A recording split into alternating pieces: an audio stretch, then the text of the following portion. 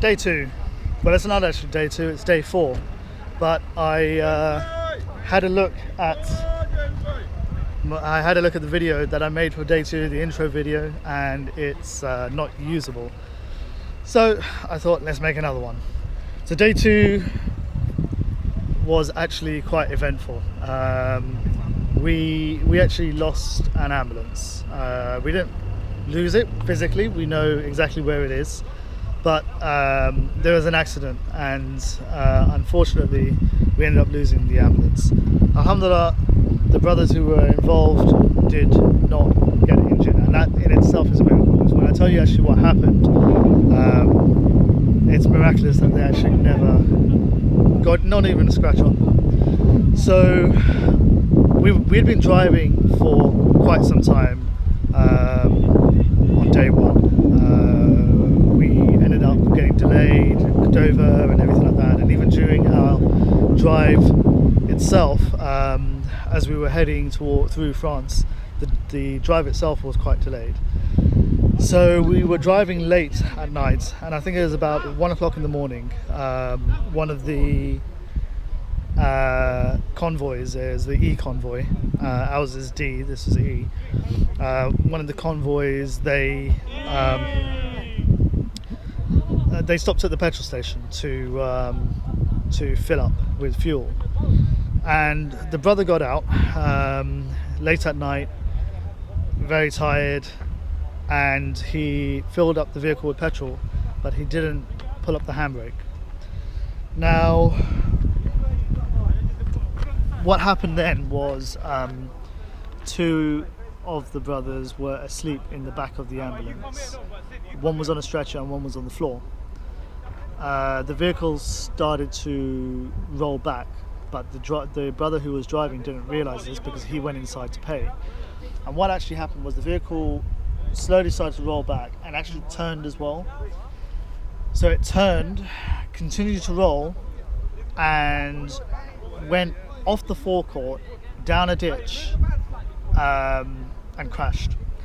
And the brother who was driving, he realized when he came out his ambulance was missing.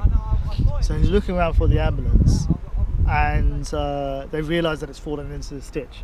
So then they go running to it, and the two brothers who were inside, they were getting out of this time, and they said that basically one of them was lying down and he was sleeping, and as it started to roll, he realized it was rolling, so he's screaming out to the other brother, press the brake, the car's rolling backwards. Obviously nobody answered, so what he did was he buckled himself into the stretcher, and so as the ambulance fell into this ditch, he didn't get hurt. The other brother was on the floor and nothing fell on top of him. So alhamdulillah, they got away with nothing but being shaken up. Other than that, they were absolutely fine, not even a single scratch on them. The brother who was driving was obviously completely distraught. He was so upset, but it wasn't his fault. It was and it wasn't, because the thing is, he was so tired, we were all so tired. I think we pushed ourselves way too much on day one. So that brother then went into another vehicle, and he just, through sheer exhaustion, he just collapsed in the vehicle and went to sleep.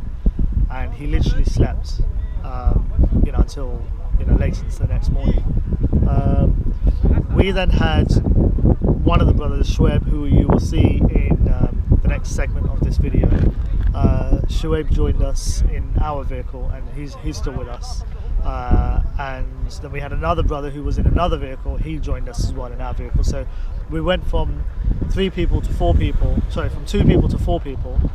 And then brother Yasser, he rejoined his other vehicle again. So we're now back to 3 people again. But it was very eventful, very, very dramatic. The vehicle itself, the under tray of the engine actually came off, so all the oil went everywhere. They're going to try and get it repaired and send a sub team to France to get the vehicle once it's being repaired. So it's with the garage at the moment being sorted out. And you might think to yourself, well, the vehicles are insured, why not just get the insurance to pay out for the vehicle, why bother going back and picking it up?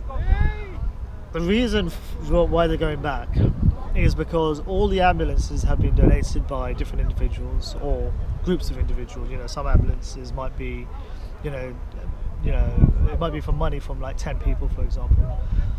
But they have given the money with the expectation that the ambulances will be sent to Syria. Now, once the ambulances get to Syria, they're going to be used for medical purposes, for emergency situations, for bombings, but also for general day-to-day requirements that people have. In the UK, for example, we have, ambulances. There's no war going on, but somebody falls over, an ambulance gets sent out. Somebody has a heart attack, an ambulance gets sent out. So there's a whole load of medical reasons why ambulances are needed in Syria outside of the war. The sad fact is that right now it's needed more so than ever. So people have donated money for these ambulances with the expectations that the ambulances will be sent to Syria. And once they reach Syria, then they will be used, and then they will get swabbed, they will get good deeds and reward for the ambulances being there. And if the ambulances don't get to Syria, then they can't be used.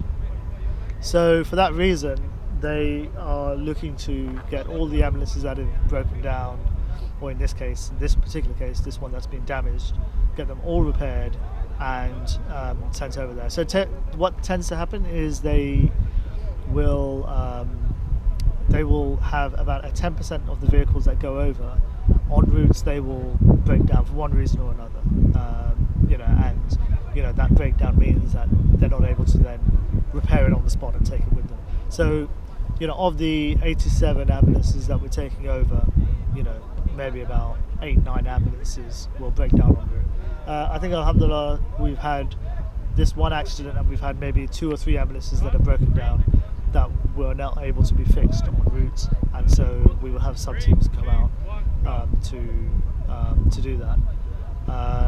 So that's basically, they do that so that the entire convoy does not get delayed. So that's intro to day 2. Very eventful evening, night time of day 1, and we kind of all woke up a little bit sort of shocked and saddened by what had happened, but at the same time, thankful that nobody was injured.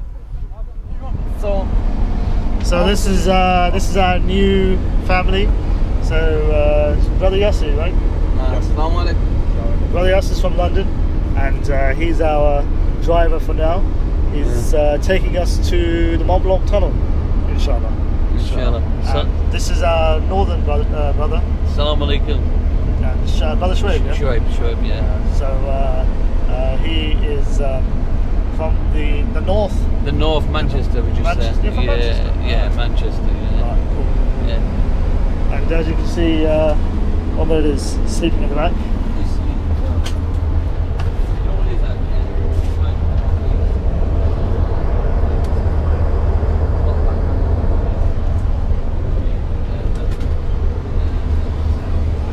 So that's our convoy of, I think we've got about 8 vehicles in our convoy.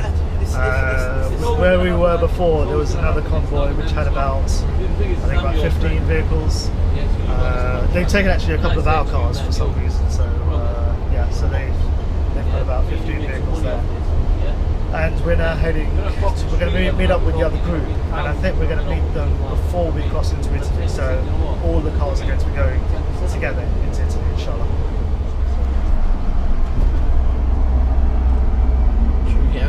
Should we get in front of this lorry? Yeah, let's go, man. Is that an executive decision from our co-driver? Aki, tafadal, man. Okay, let's get in drop gear, Jim. What is it? Tal, Ajay. Let's get in drop gear.